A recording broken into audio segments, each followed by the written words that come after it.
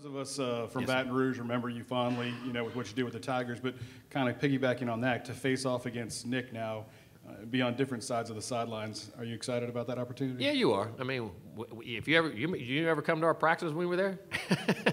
We were in Baton Rouge. We used to go at it hard anyway.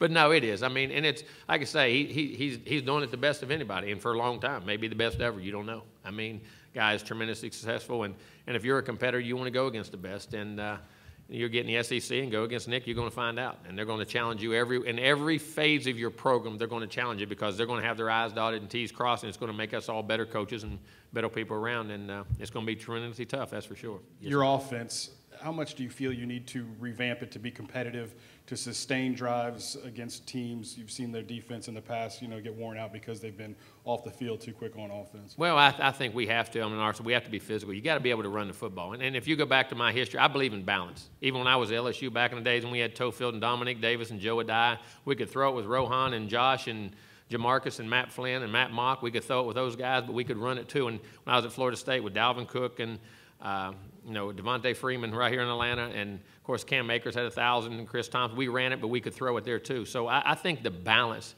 in this league, but you have to establish the running game. And I think you have to be able to, you got to be able to run the football on offense. And it could be from spread. You can be in 4 wides and run it. You can be in 2 tights and run it. You can be in a running. But you got to be able to run the football and establish the line of scrimmage where guys can't tee off all day. You can't play with short corners all day. The defensive ends, when you see all short corners, and what I mean by that, no tight ends or no edges on tackles, when you're a defensive end, you can lay your ears back. That's really tough. And you got to be able to stop the run. But then you got to be able to create the big plays in the passing game or the running game and stop them on defense. So, I mean, but you've got to be able to take pressure off your defense by how you play offense. And I think when you practice that way, it also helps them on defense because they see it every day. So I think the physicality of your team is going to be critical, and we have to become physical.